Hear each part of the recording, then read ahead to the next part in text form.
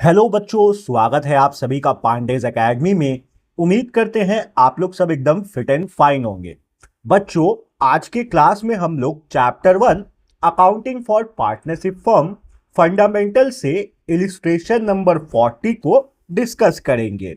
इस इलिस्ट्रेशन को करने के बाद बच्चों, आप लोगों को पास्ट एडजस्टमेंट या फिर adjustment in a close account किस तरीके से किया जाता है ये सीखने को मिलेगा। बोलने का मतलब है कि प्रीवियस ईयर लास्ट ईयर अगर बिजनेस में कुछ एंट्रीज छूट गए हैं या कुछ एंट्रीज गलत हो गए हैं तो उनको हम लोग रेक्टिफाई कैसे करते हैं पार्टनरशिप बिजनेस में, ये आप लोगों को सीखने मिलेगा इस इलिस्ट्रेशन के थ्रू। तो चलिए बिना कोई समय बर्बाद किए आज का क्लास हम लोग शुरू करते हैं।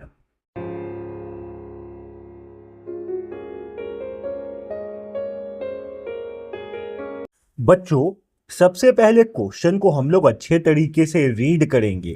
क्वेश्चन में जो भी इंफॉर्मेशन हम लोगों को प्रोवाइड कराया गया है उसको हम लोग बहुत डिटेल में समझेंगे। उसके बाद इस क्वेश्चन को हम लोग सॉल्व करेंगे।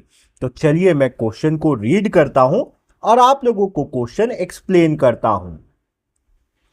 ए B C D are equal partners in a firm. एक बिजनेस में 4 पार्टनर हैं, ए बी सी और डी। और बिजनेस में जो भी प्रॉफिट या लॉस होता है उसको A B C D equally बांट लेते हैं। ये जो इक्वल पार्टनर लिखा है बच्चों, इसका मतलब यही हुआ कि बिजनेस के प्रॉफिट और लॉस को सभी पार्टनर इक्वली बांटते हैं। Their capitals on 1 April 2023 were. इन चारों पार्टनर्स का जो कैपिटल है 1 अप्रैल 2023 को वो कुछ इस तरीके से है। ए का कैपिटल बच्चों 50,000 का है, बी का कैपिटल बच्चों 30,000 का है, सी का कैपिटल जो है वो 25,000 का है बच्चों, और डी का जो कैपिटल है वो 15,000 का है। After closing the account for the year ended 31st March 2024, जब 31st मार्च 2024 को जो साल खत्म हो रहा है उस साल का अकाउंट क्लोज हो गया। It was discovered that according to the partnership deed, interest at the rate 10% per annum on partners' capitals was not provided before distribution of profit। तो बच्चों, अकाउंट क्लोज होने का इस डेट को, जो अकाउंट क्लोज हुआ इस डेट के बाद पार्टनर्स को यह पता चला कि पार्टनर्स को जो इंटरेस्ट मिलना था 10% पर एनम के हिसाब से उनके कैपिटल पे, ये उन्हें प्रोवाइड नहीं कराया गया है। और फर्म को जो भी प्रॉफिट हुआ था पिछले साल वो फर्म डिस्ट्रीब्यूट कर दिया है। It was agreed among the partners to make the adjusting entry at the beginning of the next year। Partners ये डिसाइड किए कि जो एडजस्टमेंट एंट्री है वो एंट्री बना दिया जाए नेक्स्ट ईयर का बिगिनिंग में, यानी कि 31 मार्च 2024 को ईयर एंड हुआ है तो जो भी एंट्री बनेगा बच्चों वो 1 अप्रैल 2025 में बनेगा। ठीक है, ये नेक्स्ट ईयर का बिगिनिंग डेट है, इसको याद रखेंगे आप लोग।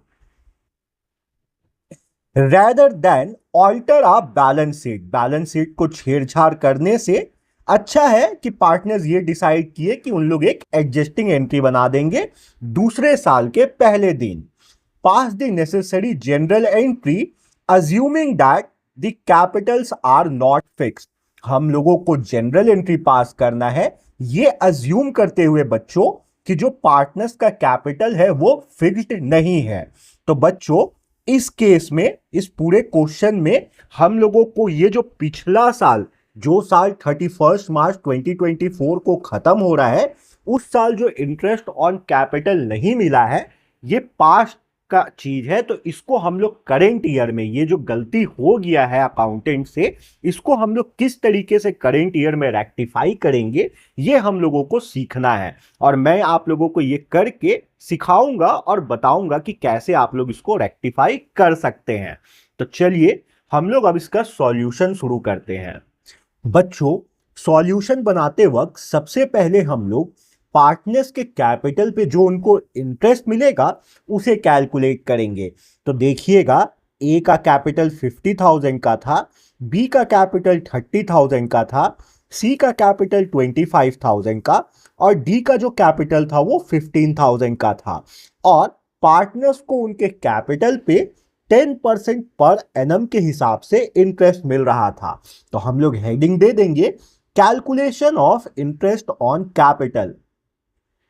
बच्चों, मैं इंटरेस्ट ऑन कैपिटल को आईओसी से शो करता हूं, आप लोग पूरा इंटरेस्ट ऑन कैपिटल लिखिएगा। तो हम लोग ए के कैपिटल पे उसका इंटरेस्ट निकालेंगे। तो ए का कैपिटल 50,000 का था, तो हम लोग 50,000 का 10% निकाल देंगे। तो हमारे पास आएगा बच्चों 5,000। बी का कैपिटल बच्चों 30,000 का था, तो हम लोग 30,000 का 10% निकालेंगे। तो 30,000 का 10% आएगा बच्चों 3,000, यानी बी के कैपिटल पे उसे 3,000 का इंटरेस्ट मिला। सी का कैपिटल बच्चों 25,000 का था, तो हम लोग 25,000 का 10% निकालेंगे, जो कि आएगा हमारे पास 2500। तो सी को उसके कैपिटल पे 2500 का इंटरेस्ट मिला। डी का कैपिटल था बच्चों 15,000 का, तो हम लोग 15,000 का 10% निकालेंगे। 15,000 का 10% हो जाएगा बच्चों 1500, यानी कि डी को उसके कैपिटल पे 1500 का इंटरेस्ट मिला। अब बच्चों हम लोग 5,000, 3,000, 2,500 और 1500 को ऐड करेंगे।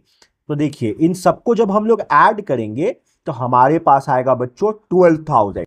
ठीक है, अब एक चीज ध्यान दीजिएगा बच्चों, ये जो 12,000 है ये फर्म के लिए एक एक्सपेंस है। एक्सपेंस है, इसका मतलब ये हुआ कि फर्म का प्रॉफिट कम हो जाएगा। फर्म का प्रॉफिट कुछ भी हुआ हो पिछले ईयर, अगर फर्म 12,000 रुपया पार्टनर्स को इंटरेस्ट ऑन कैपिटल नहीं दिया है तो वहां पे क्या होगा कि 12,000 से फर्म का प्रॉफिट बढ़ा हुआ होगा, और वो जो 12,000 से प्रॉफिट बढ़ा होगा वो सारे पार्टनर्स में डिस्ट्रीब्यूट हो गया होगा। ठीक है, ये चीज आप लोगों को समझ में आ रहा है मैं क्या बोल रहा हूं। इंटरेस्ट ऑन कैपिटल जो है बच्चों वो फर्म के लिए एक एक्सपेंस है।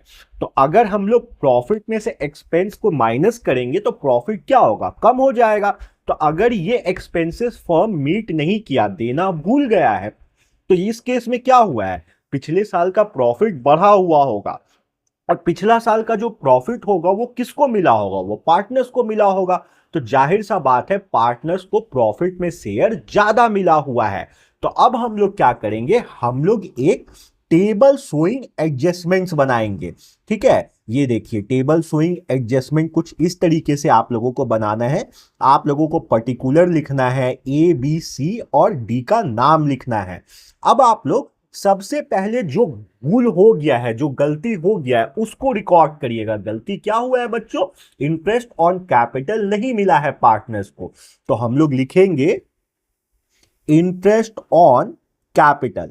अब बच्चों आप लोगों को यह ध्यान रखना है कि आप लोग profit and loss appropriation account के किस साइड में इंटरेस्ट ऑन कैपिटल को रिकॉर्ड करते हैं। तो देखिए, जनरल एंट्री जो आप लोग बनाते हैं वो क्या बनाते हैं, profit and loss appropriation account debit to interest on capital account, यही जनरल एंट्री आप लोग बनाते हैं। तो यहां पे इंटरेस्ट ऑन कैपिटल जो है बच्चों ये कौन सा बैलेंस है, ये डेबिट बैलेंस, क्रेडिट बैलेंस है, क्योंकि इसको हम लोग क्रेडिट में लिखे हैं।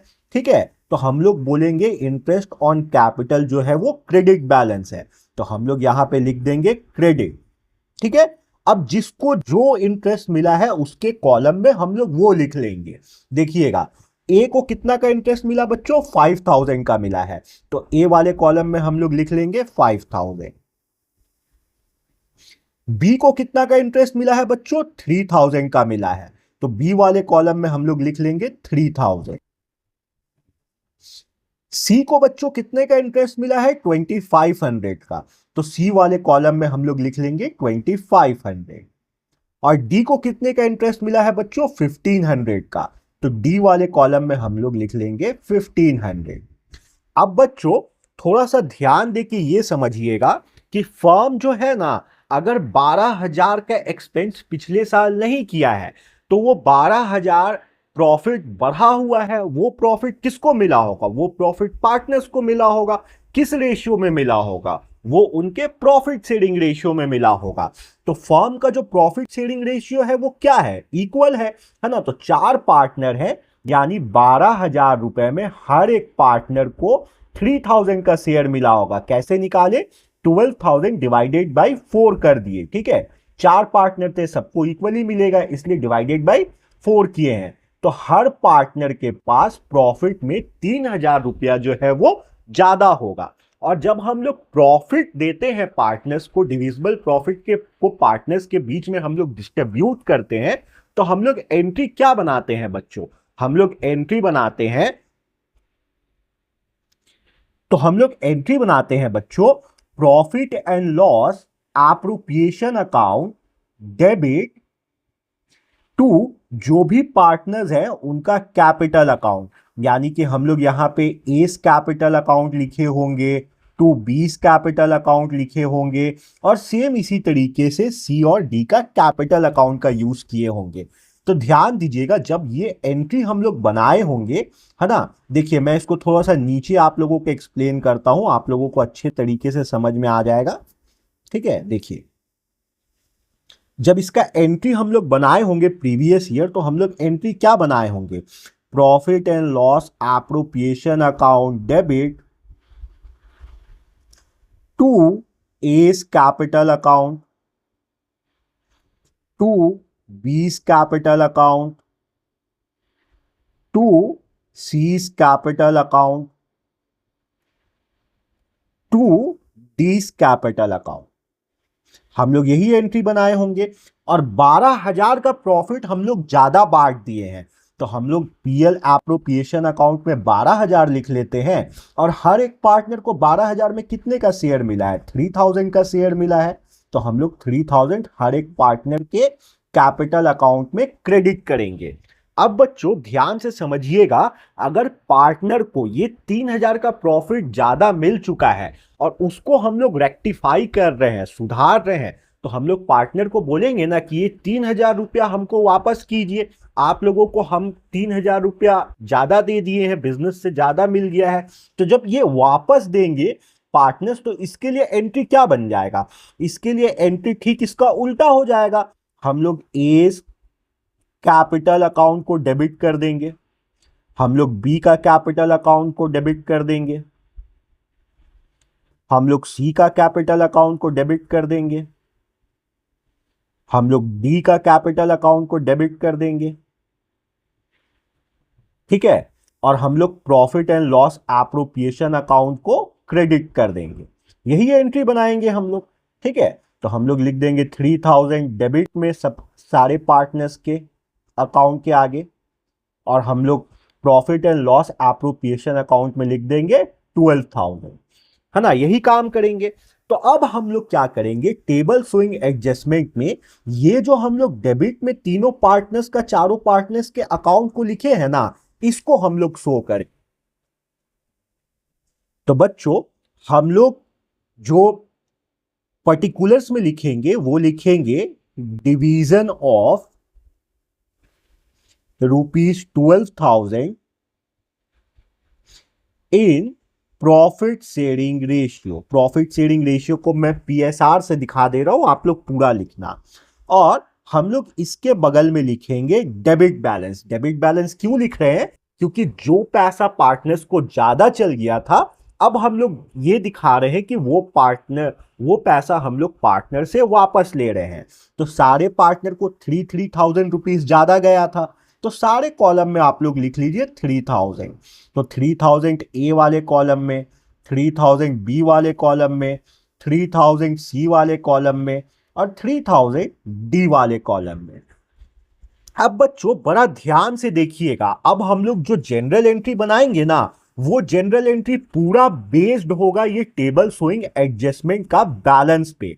तो ध्यान से देखिएगा, हम लोग क्या करेंगे, हम लोग देखेंगे ना यहाँ पे ये चारों पार्टनर्स के बीच में कि किसका डेबिट बैलेंस ज्यादा है और किसका जो है वो क्रेडिट बैलेंस ज्यादा है, ठीक है। ये आप लोगों को देखना है। तो देखिए यहाँ पे क्रेडिट बैलेंस 5,000 का है, डेबिट बैलेंस 3,000 का है, तो कौन सा बैलेंस ज्यादा है? क्रेडिट बैलेंस ज्यादा है।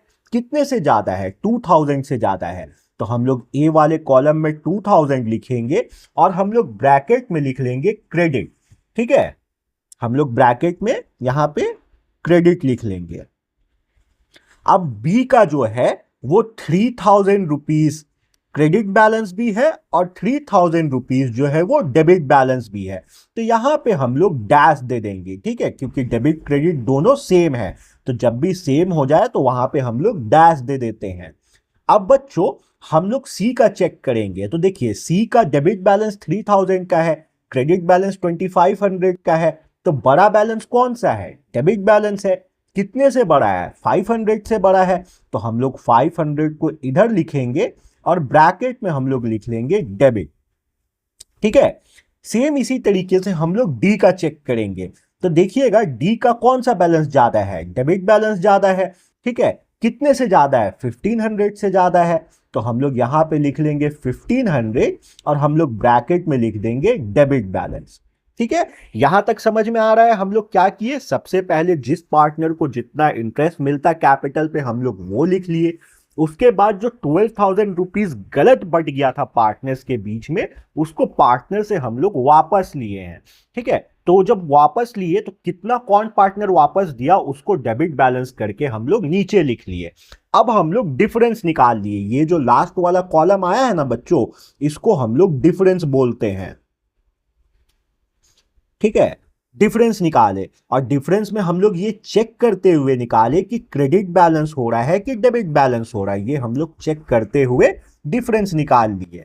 अब बच्चों ध्यान दीजिएगा कि हम लोग ना जब भी एडजस्टिंग एंट्री बनाते हैं ना, पास्ट का एडजस्टिंग एंट्री, तो हमारे पास दो मेथड होता है। पहला मेथड होता है कि हम लोग एक सिंगल एंट्री पास करके एडजस्ट कर दे, रेक्टिफाई कर दे एरर को।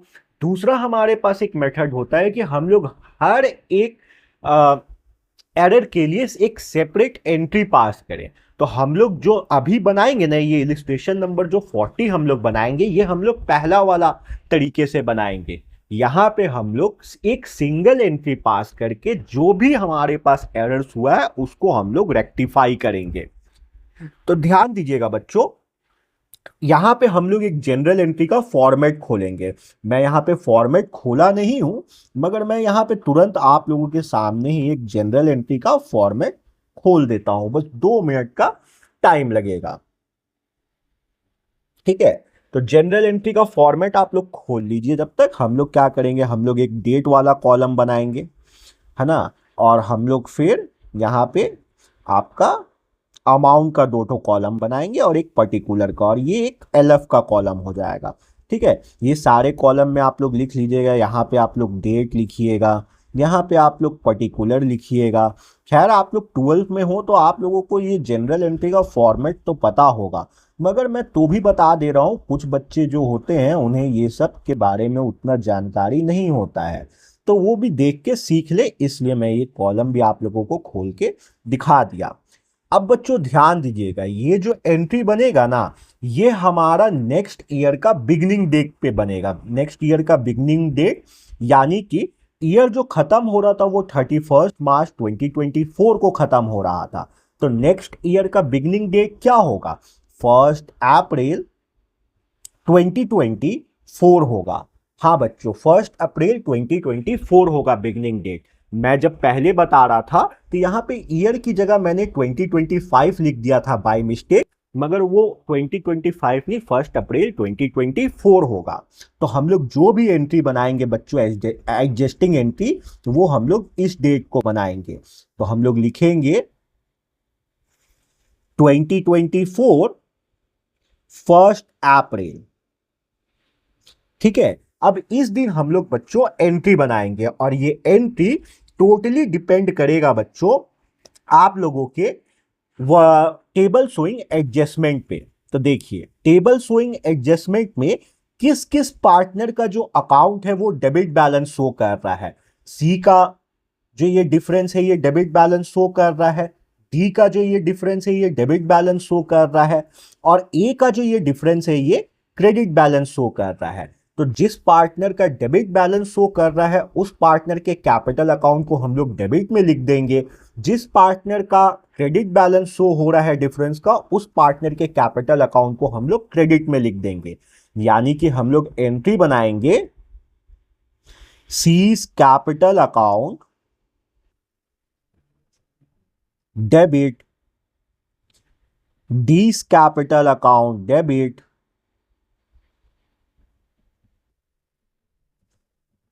To S capital account. और जो अमाउंट है बच्चों वो अमाउंट को ही हम लोग लिखेंगे। तो देखिए सी का जो डेबिट में अमाउंट आ रहा था डिफरेंस का वो 500 का आ रहा था, डी का जो डेबिट अमाउंट आ रहा था डिफरेंस का वो 1500 का आ रहा था, और ए का जो डिफरेंस का क्रेडिट अमाउंट आ रहा था वो 2000 का आ रहा था।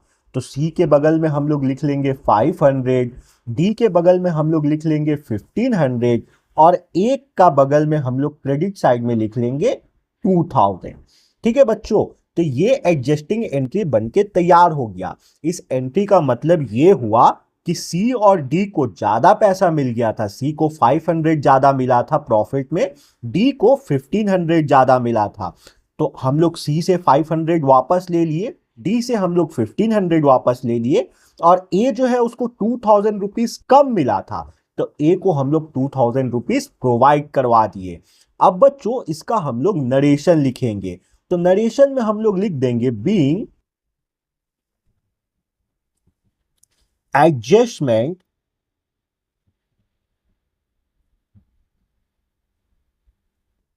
in respect of interest on capital omitted। बच्चों omitted का मतलब है भूल जाना, जिसका एंट्री हो ही ना, omitted in previous years account।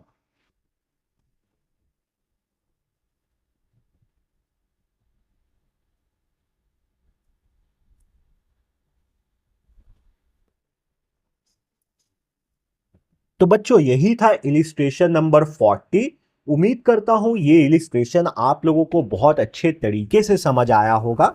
अगर अभी भी आप लोगों को कोई डाउट है तो आप लोग वीडियो को एक बार रिवाइंड करके देखिए, क्योंकि ये एक नया टॉपिक है आप लोगों के लिए, तो इसको समझने में आप लोगों को थोड़ा टाइम लगेगा। तो एक दो बार वीडियो को आप लोग और देखिए।